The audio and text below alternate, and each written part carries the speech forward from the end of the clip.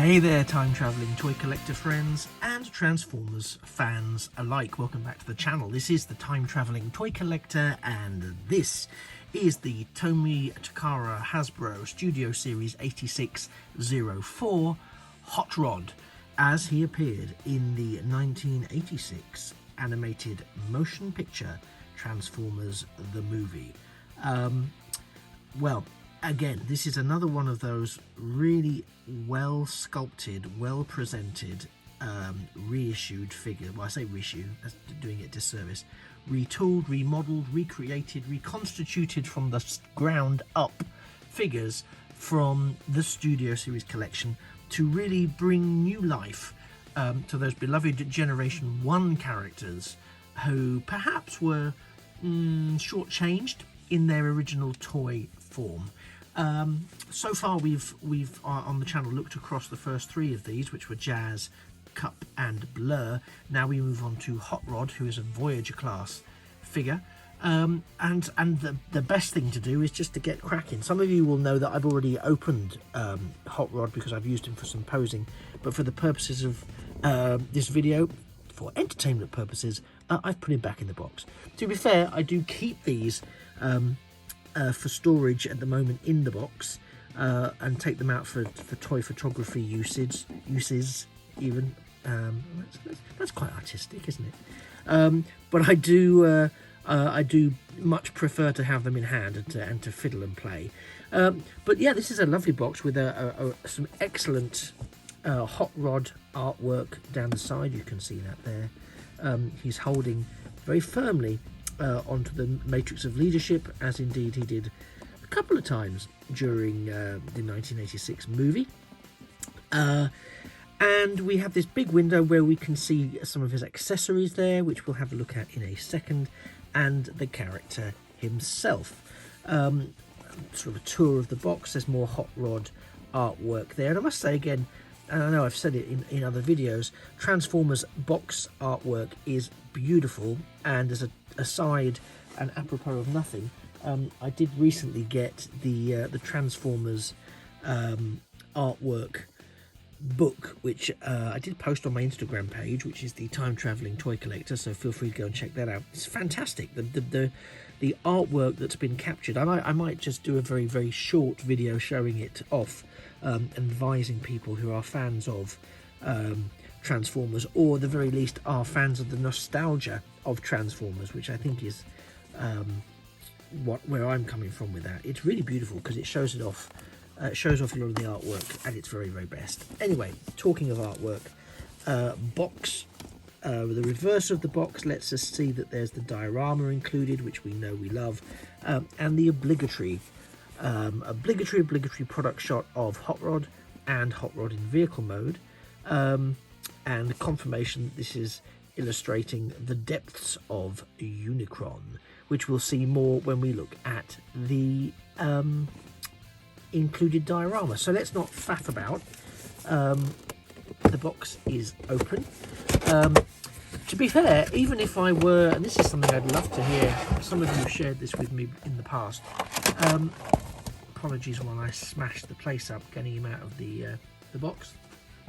It's always a struggle to get the diorama out without causing a diadrama. Apologies. Here it comes. Here it comes, and there it goes. I shall pop that into the station there and just manoeuvre this down slightly so we can get the full effect, he says. We've also got the inlays for the box, one which says please don't eat the small pieces because they're liable to choke you to death, and the other one which is naturally the instructions, which unfolds as you would expect instructions to do. So yeah, very nice display base again, very nice diorama, featuring all of the necessary logos and well, logos is the word I'm looking for there, and of course at the back we do have as promised, the depths of Unicron, which just crying out for Hot Rod to take his position there. But before he does that, let's have a little look at what you get in the plastic. Again, as you can see with some of these, which I've left in for safety measures so I don't lose them, because that way lies heartache. You do get the sort of pizza cutter that he used on Quintessa in the movie. You do get some speedy, smoky flame effects in a lovely transparent blue. As you can see there, I've left them strapped into the plastic. This is a blast effect that attaches to the matrix of leadership, which we have at the top here, which fits very beautifully into his well-articulated hands, which I probably will show you actually. And again, he comes with his 2 trademark hot rod guns. Aside from that, well, which, you know, to be perfectly honest, that's quite a fair array of accessories. And there's also, you know, a nice gimmick as well that we'll have a look at on Hot Rod himself. So that's what you get in the box. Let's pop him out of the packaging as best we can. Some of the figures in the range have been quite robust. Hot Rod for me feels, I don't know why, a little less robust. I'm going to pop him there for now. I'm going to zoom in a bit so we can really, you know, get to grips with the guy. But yeah, again, as with all of the Studio Series figures thus far, this is a really beautiful retelling of the Hot Rod story. He carries within all of the familiar aspects, the youthful expression and face that he has in the movie, that big yellow spoiler, the segments at the top of his on his shoulders, really, the pipes on his arms. One thing that I will comment on that is going to sound a little bit negative, but I think I'd be doing a remiss. I don't want to call it a review, it's more of an appreciation, but a little bit of a remiss information sharing, shall we say, because you may not know yet whether or not this is a figure that you want in your collection, and I'm going to suggest now that it probably and ultimately will be. But I don't know whether this is a throwback to Hot Rod's original form, and indeed the Rodimus Prime version, the original Rodimus Prime version that followed it. But his leg articulation is oddly limited. So you do get the hip rotation, albeit it stops there, but he can kick forwards. You do get knee articulation as well. You do get ankle articulation, and a little bit of ankle tilt as well, which is lovely, and both legs perform, as you might expect, similarly. You do not get any sort of thigh rotation, which means, of course, it's forward facing, so you can't, there's a limit to the amount of sideways posing and dynamic posing you can do with Hot Rod, which is unusual given he's sort of the most dynamic of that sort of time traveling trilogy of Autobot figures that were introduced in the film. I know I'm calling them time traveling, they didn't really sort of time travel in the series, but they did in the Marvel comics, and that's how I remember them. But just as a quick, because you know I've done this with the other Studio Series 86 figures so far. Here's OG Hot Rod, and you can see the attention to the details. Apologies for his poor appearance, but he's been knocking around for quite a long time. You can see how well they've kept that original appearance. Now obviously this guy, I mean, I remember this guy being super impressive because I could bend his arms, and he had sort of a bit of shoulder movement, but a bit of bicep movement as well. And he had separate legs, because again, bear in mind, a lot of my experience, and one of the things that put me off collecting the Autobot cars back in the day, was that the legs tended to not be, you know, separate. They often were conjoined and immobile. Now again, this Hot Rod's legs are pretty immobile, although he has got a bit of toe maneuverability, but I'm saying that just for, I'm reaching for straws there. We all know that's just to support the transformation. But he actually looked like he had legs, unlike some of his predecessors. But there's very little to, well, there's no movement at all there. So but I still thought that's a winner. I'm there for that. Whereas here he is alongside this new iteration, and you can see that. I mean, the face sculpt with those lovely blue eyes. More on that in a second. Is there sort of that neck piece is there? The flaming chest is there. Although this hot rod, his flaming chest is a little bit of a faux piece. We'll deal with that momentarily. And he's got more leg articulation, beautiful legs, actually, beautiful body articulation.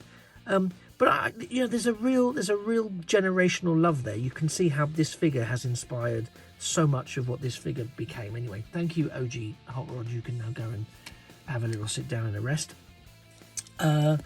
We can, and so I shall, just pull out of the other packaging. You can hear it cracking to pieces on the other side.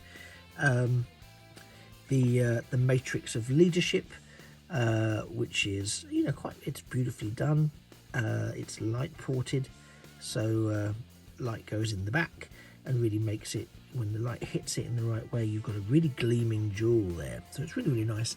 And of course, Hot Rod with his lovely little openable fists, which is something you would just dream of back in the day. Can take hold over the thumbs there. I hope you can see that. It's probably a little bit blurry. He can take hold of the matrix of leadership, and he can hold it aloft, and all sorts of manner of shenanigans can unfold from that moment. And I'll try and stick a couple of photos of that at the end of this video, as I'm prone to do. So here we have this really lovely Studio Series 86 Hot Rod in his robot mode. And I did mention a special feature which I'd get around to showing you. So let's check out that face sculpt. You can really see those blue eyes. I'm trying to do it so it doesn't keep going out of focus. So maybe a little bit more gently. So I turn him around, let the light catch his face. It was a bit sweaty there. He's not really. He's not. I promise you. He's very clean. What we can do here is we can actually pop up the top of his head, and you can really see his eyes there. Not to perform any kind of freakish surgery, but akin to the movie when they're at Lookout Mountain. He can pull down his visor. So Hot Rod does come with the concealed visor there, which I think again it's a small detail, but it's a really lovely detail, and I think it's superb, and I have a lot of time and appreciation of that detail. So thank you for that, Hasbro. Okay, so let me pop him back on here. Give you the once up and down, that you can really take in what he looks like in his robot mode. Yeah, I will now endeavour to follow those wonderful instructions and give you sight of him in his futuristic car mode. So, as Retgar would say, don't touch that dial. And here we are, back with Hot Rod, now in his roadster mode. And again, this is a beautiful figure with a lot of lovely homage to his Generation 1 counterpart, from the spoiler to the headlamps that form up the side, to the engine that's visible there, to the blue translucent canopy. It's a terrific figure. And you know what? The engineer, he's quite light, but the engineering in this transformation really is quite spectacular. Let's have a look underneath. So you can see his actual chest there. As I mentioned earlier, it's a faux chest. It's a faux bonnet, I should say, because in the original, his chest became the bonnet. Here, there's a concealed piece with the engine attached to it, which actually folds out. And there's a lot of wonderful paneling and compartmentalization of segments of Hot Rod that transform him into this mode, and I'm here for that. And you know what? Whilst I was doing it, a couple of things that I feel I'm compelled to share with you. One, I never trust the instructions. It's nothing to do with Hasbro. It's all to do with me and my fear that the instructions will let me down and things won't work or things will break. There's a few instances when I'm transforming this guy that and it's been quite a while since I transformed him last. That I had a real panic attack around what the instructions were telling me to do, and these things are not going to fit, like the panels at the front, and the arms are not right. But then I just sort of breathe and trust the instructions, and they work. It does exactly what it's supposed to do. Not always the case, I know, and sometimes there are clearance issues. Not a problem that I have with this figure. And I just have to trust it for that. It's not, I mean, I did it quite quickly, as well as you can see, so it's not as flush as perhaps I would like. But you can see the detailing, and again, apologies if the lights are distracting there, but I'm quite sure that they're not too distracting. You can see the beauty of the paneling and the panel detailing on this figure. Again, apologies that it's not completely flush. But I just wanted to get it out to you. We do have tucked feet syndrome, tucked leg syndrome at the back here. It's a bit masked by the spoiler, you know, and the if you're looking at him from the front, which is a far more attractive angle, then you're not going to really be too bothered with that. Similarly, if you do put in those, much like with the Rodimus Prime Commander Class War for Cybertron figure that you can also see in another video, if you attach the smoke effects or the flame effects to the back of these pipes, that will also mask this a bit more. That may be the intention. Might be a subtly concealed intention. But this is a beautiful figure that becomes a beautiful model car. And again, apologies that it's not quite fully connected together. So the other thing that I don't trust is myself with some of the transformation elements. And as I say, I did try and do it quickly. I followed the instructions, and there are segments where I'm thinking this can't be right. The figure isn't going to hold. And that, you know, there are figures where that is the case, where the level of clearance, for example, that the stiffness of some ratchets or some of the joints is such that you kind of really think, if I do what the instructions are telling me, the arm is going to snap, the leg is going to snap, this joint is going to snap. I had that fear in this transformation, however, it's unfounded, certainly on my version.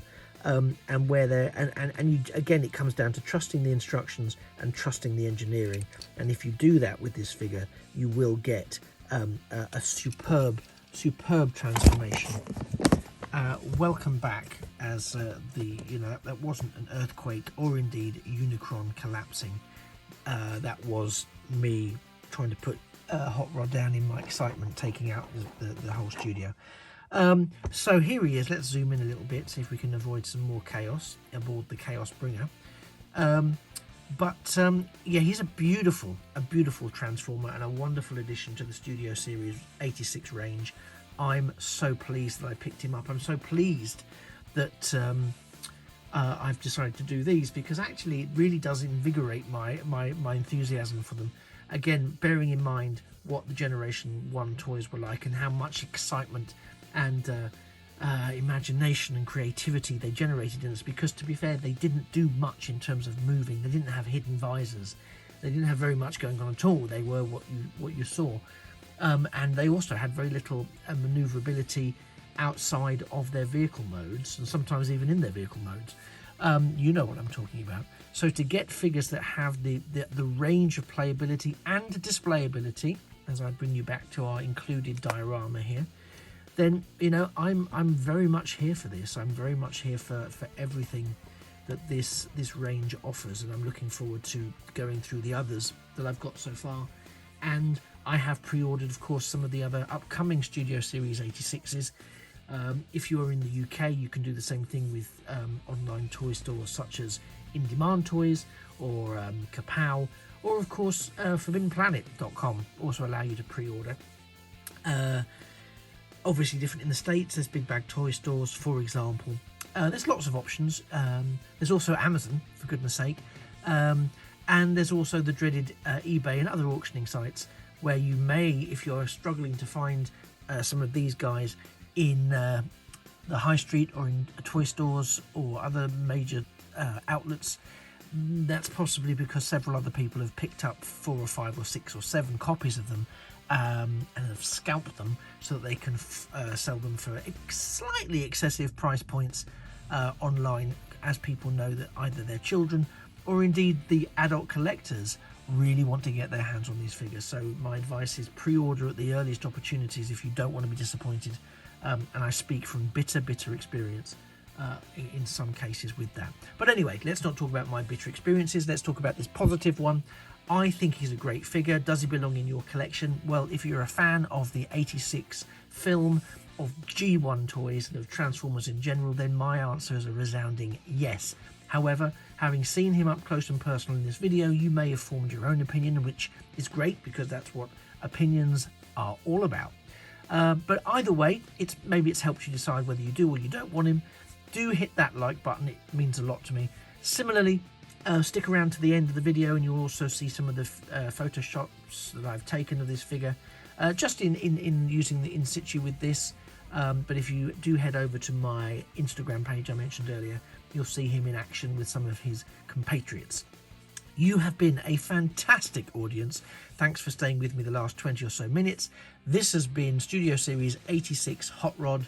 I have been, as ever, the time-travelling toy collector. So if you've enjoyed this film, I look forward to seeing you in a future video. And in the meantime, if you want to check out some of my other Transformers playlists, by all means, feel free to do so. So, take care, see you in the future, and for now, one to roll out.